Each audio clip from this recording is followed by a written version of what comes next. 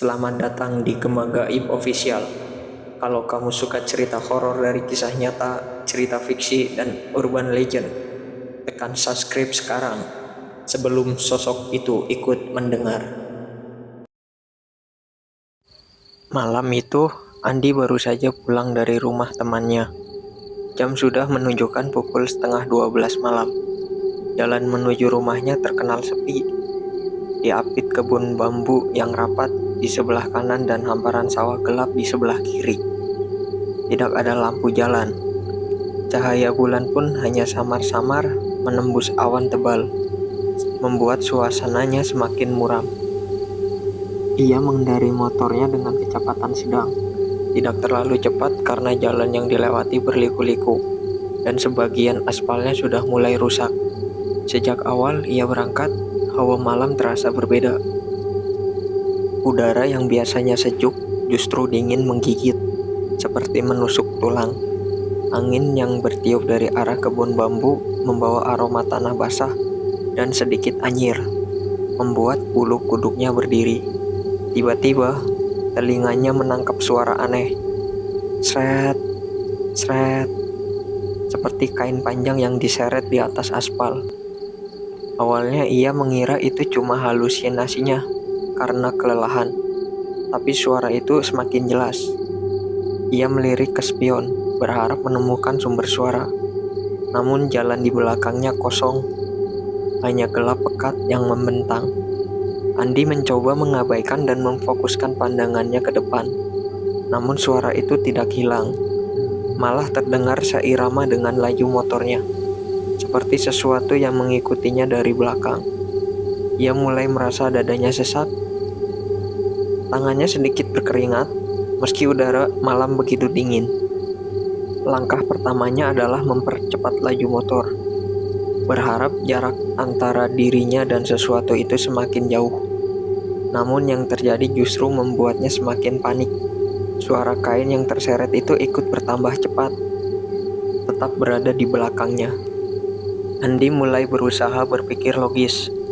Mungkin ada karung plastik nyangkut di rantai motor, pikirnya. Mencoba menenangkan diri, ia akhirnya menepi di sebuah area tanah kosong di pinggir jalan untuk memeriksa. Begitu motor berhenti, suara itu langsung hilang. Ia memeriksa rantai, roda, bahkan bagian bawah motor. Tidak ada apa-apa. Setelah yakin tidak ada yang salah, Andi kembali menghidupkan mesin dan melanjutkan perjalanan. Namun, baru beberapa meter berjalan, suara itu terdengar lagi. Sret, sret. Kali ini terdengar lebih dekat. Jantungnya mulai berdetak cepat. Ia memutuskan untuk tidak menoleh ke belakang. Dalam cerita-cerita mistis yang sering ia dengar dari orang kampung, menoleh saat ada sesuatu mengikutimu di malam hari adalah kesalahan besar. Maka ia terus memandang lurus ke depan, berusaha mengatur napas yang mulai memburu. Di tikungan berikutnya, ia merasakan sesuatu yang tidak wajar. Beban motornya terasa lebih berat dari sebelumnya, seperti sedang membonceng orang, padahal ia sendirian. Punggungnya mulai terasa dingin, seperti ada tatapan dari belakang. Matanya melirik sedikit ke spion, dan di sanalah ia melihat. Hanya sekilas, namun cukup untuk membuat darahnya membeku. Sosok itu duduk di tepat di jok belakangnya, terbungkus kain putih kotor dan sobek-sobek. Kepalanya sedikit miring, wajah pucat dengan mata kosong tanpa bola mata. Hanya rongga hitam yang dalam kain kafannya tergerai, sebagian terseret di aspal, mengeluarkan suara yang sejak tadi ia dengar. Refleks, Andi langsung memalingkan pandangannya dari spion. Tangannya bergetar, hampir kehilangan kendali atas stang motor. Napasnya terengah-engah, dan ia hanya bisa memikirkan satu hal, harus keluar dari jalan ini secepat mungkin. Ia memutar gas habis motor, melaju kencang menembus dinginnya malam.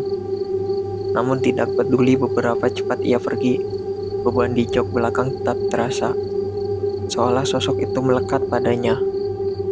Suara kain terseret kini bercampur dengan suara angin yang menderu, menciptakan merasakan orkestra malam yang menyesakan. Andi tak lagi berani melihat spion. Ia hanya berharap segera tiba di rumah. Namun semakin dekat ke ujung jalan, hawa di sekitarnya justru semakin dingin dan pekat. Seakan ia sedang masuk ke wilayah yang lebih gelap dari sebelumnya. Angin berhenti, suara jangkrik lenyap, dan yang tersisa hanyalah deru mesin motornya, serta suara sret, sret yang kini terdengar di telinganya, seperti tepat di belakang kepala. Andi terus melintir gas motornya, berharap bisa segera meninggalkan jalan sepi itu. Namun, seberapa kencang pun ia melaju, beban di jok belakang tidak berkurang. Punggungnya terasa dingin, seperti ada sesuatu yang menempel mengikuti gerakan tubuhnya. Napasnya mulai tidak teratur. Sesekali ia menelan ludah untuk menahan rasa panik. Suara kain terseret di aspal terus terdengar. Kali ini berpadu dengan suara angin yang seperti berdesis di telinga. Sret, sret, sret. Iramanya tetap konsisten, membuat setiap detik perjalanan terasa seperti mimpi buruk yang tak ada ujungnya. Andi mencoba berpikir, apa yang harus ia lakukan? Menoleh jelas bukan pilihan. Ia takut apapun yang ada di belakang akan terlihat jelas, dan ia tidak yakin dirinya sanggup menahan rasa takut itu. Ia pernah mendengar cerita dari orang tua di kampungnya. Kalau ada makhluk yang membonceng, jangan pernah menoleh. Cukup terus jalan sampai masuk area yang ramai. Tapi masalahnya, malam itu jalanan benar-benar kosong, seolah dunia hanya menyisakan dia dan makhluk itu. Motor terus melaju menembus kegelapan, hingga akhirnya Andi mulai melihat jembatan kecil di depannya. Jembatan itu terbuat dari beton tua, dengan sungai kecil yang mengalir di bawahnya. Di sisi kanan dan kiri jembatan, pagar besinya sudah berkarat dan dipenuhi lumut. Andi tahu, setelah jembatan itu, jaraknya hanya tinggal beberapa ratus meter menuju rumahnya. Namun, saat ia melewati jembatan itu, sesuatu yang aneh terjadi. Suara kain yang sejak tadi terdengar kini berubah menjadi suara ketukan pelan di bagian belakang helmnya. Tok, tok, tok. 3 kali, dengan jeda di setiap ketukannya. Andi membeku, tangannya mencekram stang motor erat-erat, dan ia merasakan seluruh tubuhnya menjadi kaku. Ketukan itu terulang lagi. Kali ini lebih pelan, namun terasa lebih dekat. Tok, tok, tok. Seolah makhluk itu ingin memberitahunya sesuatu untuk memancing untuk meloleh. Tapi Andi menahan diri. Ia memejamkan mata sepersekian detik, lalu membuka kembali fokus menatap jalan. Di tengah rasa panik itu, dari sudut matanya, ia melihat sesuatu yang membuat darahnya benar-benar membeku. Bayangan putih di jok belakang kini sedikit membungkuk ke depan, seperti berusaha mendekatkan wajahnya ke telinga Andi. Dari arah belakang terdengar suara napas yang berat, disertai aroma anyir yang menusuk hidungnya. Andi ingin berteriak, tapi suaranya seolah tertahan di tenggorokan. Ia hanya bisa memacu motor secepat mungkin, berharap tiba di rumah dalam hitungan detik. Namun, anehnya, meski jarak rumahnya seharusnya sudah dekat, jalanannya terasa memanjang tak berkesudahan. Lampu rumah yang biasanya terlihat dari kejauhan sama sekali tidak muncul malam itu. Tiba-tiba, ia merasakan sesuatu yang sangat jelas.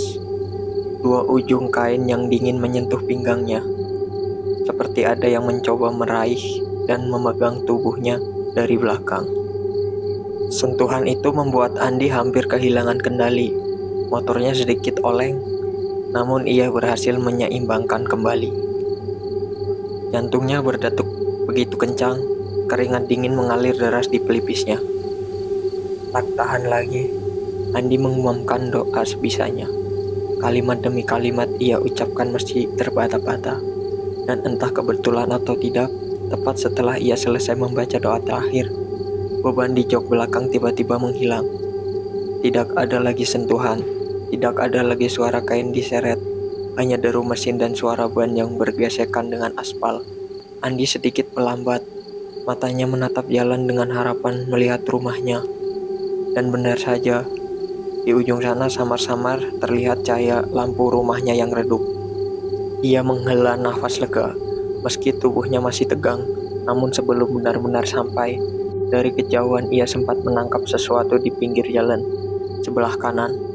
Sosok putih berdiri diam, wajahnya menghadap ke arahnya, seolah menunggu ia lewat. Andi terpaku beberapa detik, tak berani menoleh. Suara napas berat di belakang semakin jelas terdengar, seperti ada seseorang atau sesuatu yang bernapas tepat di tengkuknya. Perlahan, tanpa sadar, ia memutar kepalanya sedikit.